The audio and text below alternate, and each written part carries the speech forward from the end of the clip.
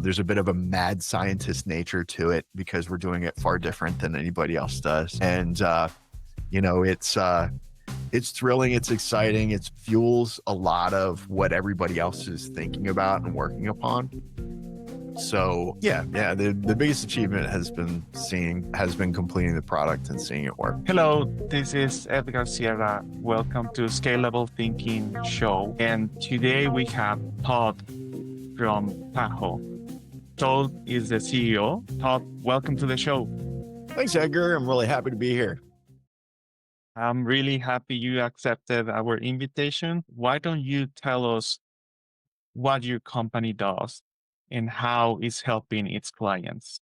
So basically, TAHO was started by myself and my two co-founders. The three of us are infrastructure leaders for data centers and computing. After spending years in the infrastructure realm for some pretty big brands, we basically took a look last year at computing in the high performance computing space, more specifically in AI. And what we're noticing is that today with AI, the workloads are roughly 100 times what they once were, even 3 to 5 years ago. The computing workloads are far bigger, requiring more hardware, faster hardware, more data centers, even more energy. And certainly as we look at the trajectory of that growth and the trajectory of more computing needs in the AI age, we're basically seeing that there's just not enough resources. But from our perspective, we think we have all the resources we need. We just need to do it better. So that's why we started TAHO. And TAHO is a software company that makes infrastructure software. And our product, TAHO, the infrastructure software, makes it far, far faster to execute any type of computing workloads that you currently have for your data center infrastructure today. Oftentimes, when you compare us to a Kubernetes, we can execute the majority of workloads about 10 times faster than Kubernetes, and that's on a low estimate. Oftentimes, we can see improvements on computing speeds around 30 times faster than what you would normally have in a Kubernetes environment.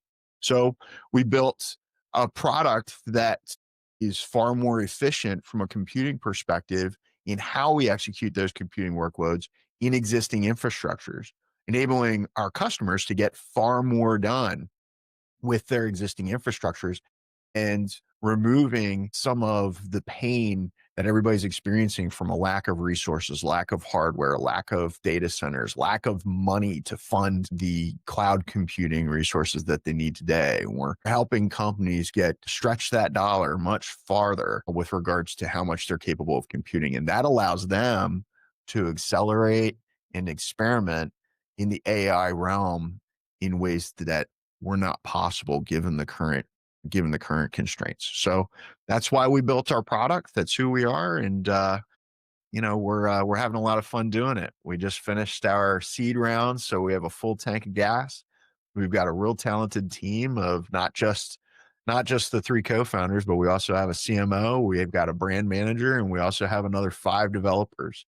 And, it's about to be 6 because we just extended an offer yesterday, and we're excited to get that next developer on board, and we're still growing. So yeah, that's who we are, and that's what we do. From at least 10 times faster that usual infrastructure to execute high performance processes. That's Yeah. pretty impressive. It's fun to show to people. It's fun to see people do the demos. If they go to our website, taho.is, it's TAHO.is. It's a lot of fun for people to go and see our demos and see how it operates because it's pretty impressive. Todd, what has been the biggest achievement so far for TAHO? I feel the biggest achievement thus far has been proving out that our thesis works. It's from a technology perspective, we're in a patent pending state today. So, we're working to protect that IP as best as we can. But the thing that I feel is the biggest achievement was actually when we ran it for the first time and we were able to clock the speeds on given infrastructures and multiple different infrastructures and actually see it working.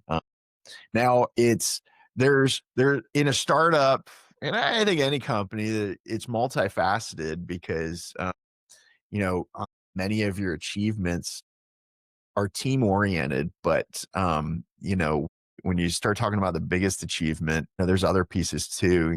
Closing the seed round was thrilling. The thing that we have our first customer, we've started working with our first customer, so that's a big achievement as well. But I think the most thrilling piece for the whole team was seeing it work. Because we've built something that nobody else has. There's a bit of a mad scientist nature to it because we're doing it far different than anybody else does. And, you know, it's thrilling. It's exciting. It fuels a lot of what everybody else is thinking about and working upon. So yeah, the biggest achievement has been completing the product and seeing it work. I'm sure you were like super excited to see that the theory is now working for sure. And so, what does your ideal client look like? Yeah. So our ideal client is an enterprise client. Have they have pretty large operating expenses dedicated to infrastructure computing. Our ideal customer is probably spending anywhere between 500 million and 1 billion plus in cloud computing costs annually. And I think that another attribute of our ideal customer is they need an edge. Our ideal customer profile may even be losing in their specific market vertical. And we want to be a part of that turnaround story for them.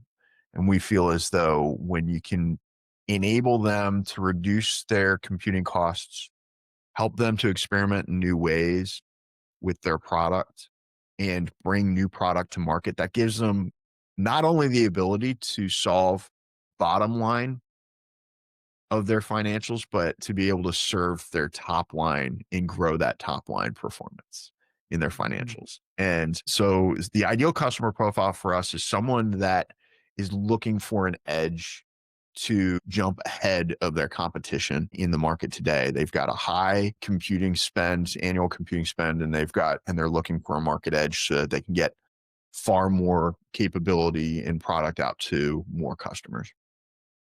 What is the biggest issue and challenge you're having from the company perspective? I think the biggest challenge, from a I think that there's a couple of them. I think a lot of them are go to market in nature. I think that a big headwind for us is we've got new technology, and getting enterprises, that ideal customer profile that I just outlined, getting enterprises to adopt new technology and ingest change in their environment, institute change in their environment.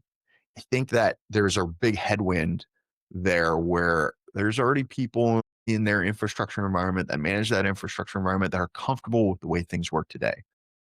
Oftentimes, they're already leveraging Kubernetes to orchestrate and schedule their workloads. And the thought of changing that, I think, is scary to a lot of folks. It's definitely going to infer a lot of disruption for them. And I think that helping them to understand the benefits, helping them to experiment with our product in small ways so that they can see the true value of the product and how much more it could possibly do for them is really the big challenge that we have before us. And it's um, when we identify that we're looking for someone with high computing spend, but also potentially losing in their market, that's where we find that customer that may be more willing to experiment over those that are already winning in their market. And that's why we identify that we're looking for that enterprise customer that really needs help, that needs that edge, and that is looking for it. So because we feel as though they're going to be far more inclined to try something new and to experiment with something that you could drastically change the way that they're working today.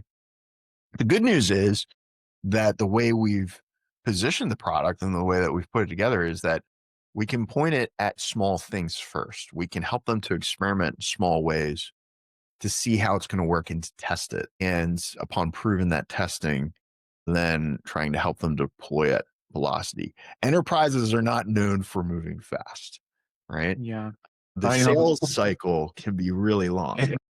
6 months, 1 year sometimes, Mm. and probably a little bit more depending on what they're. Yep. And that's just a reality of it. So we're trying to accelerate that. We're trying to figure out mechanisms to accelerate that, but also we want to point our solution to the right customers, to the customers that, yeah, they're enterprises and yeah, they move slow, but they may be inclined to move a little quicker given their current market trends. That's what we're looking for. Are you planning to grow in the next 12 months, or are you more focused on stabilizing the product? Great question. The reality is we need to accelerate on all fronts. Velocity is key to our success. Execution and velocity are key to our success. And that means that, yes, we're looking for the customers to grow with, but we have to move fast and we have to grow fast with them if we're going to be impactful to this industry. And it's always the challenge, right? To understand and to find the balance between trying to grow with more clients, but also trying to grow and make a product that would satisfy the clients, right? It's how much money you put into this, how much effort, time you put into the other. It's exactly that. It's exactly that. You're absolutely right. You know, when we think about it from that perspective, we really want to focus in on delivering the product as quickly as possible, keeping the product as simple as we possibly can, making certain it's highly effective to our customers. And we want to make it extremely adaptable and deployable. We have 3 pillars that we build to, right? Faster, affordable, and universal. If any aspect of our product does not make the environment faster for our customers, make it more affordable for our customers, and universally serve our customers across any computing environment, we don't build it. It has to do all 3 of those things in order for us to build it and ship it. So we stay hyper focused on that. But what we find most important is get rid of features. We want to do one thing and one thing really, really well from a product perspective. And that is we want to make computing workloads far lighter weight, running far faster in existing infrastructure. That's it. And when we stick to that, and we don't mess around with features and we just stick to the core right now, that helps us to move much faster, refine the product much faster, keeping it really simple and highly portable into other environments, into other customer environments. So that's key. That's key for us today. How is AI impacting what you are doing, Tom? So number one, AI is the reason we exist. It's because the problem of serving AI with existing infrastructures is it can't be done. And what we're trying to do is help make it more of a reality to serve the growth and the future of AI with existing infrastructures. That's our goal. So from an AI perspective, when we think about our business is driven by the needs of AI and the needs of AI in the marketplace on the whole. That said, how are we leveraging AI? We leverage AI in just about every aspect of our business. We're able to get a lot more development done leveraging AI to help us code on the engineering front and the product front. We're also able to incorporate AI into our product, helping our product perform and execute in a smart manner so that it makes it far lighter weight for our customers to administer our product because it can do many things on its own. From a go-to-market perspective, we leverage AI quite a bit. A customer targeting perspective, AI helps us do a lot of research at velocity really fast, helps us to write a lot of copy for advertising and marketing assets. It's been indispensable in that regard. And then AI also helps us from a business strategy perspective. We can actually model out a lot of things that would take days or even weeks to research, and we can do so in hours, leveraging AI, which is really, really helping to fuel our company and help a company of 10 people operate as a company would with 50 people, right? And we're going to continue on that trajectory of building our business and running a lean personnel business that heavily leverages AI. We see AI as a partner to each person within the company. Each person, even at an individual contributor level, is not just executing their job relative to their own talents. Each person is now executing their job with a team, their own team of AI tooling. And that's the way we see it. And that means that people actually have to learn how to manage and delegate work and then oversee the execution of that work rather than just doing the work themselves. Everybody, even individual contributors, are actually managers of their job. They manage the execution of their job using their AI team today. And we find that to be a critical component to how we've built out the organization. And it's certainly how we're seeking to map the growth of our company into the future. Perfect example today is when there's a great company out there today, Cursor AI. Cursor AI, not just in their product, but in their business model. Their company has done great things and is now one of the more dominant forces in the realm of AI coding today, of AI development, AI partner development today. And when we look at what they've achieved with a very small team, their team's growing now, but they were able to achieve $100 million in ARR with less than 30 personnel. And that that changes the game for everybody. When you see a company with that few personnel developing, building a tech product and achieving that level of revenue, that's incredible. That is absolutely incredible.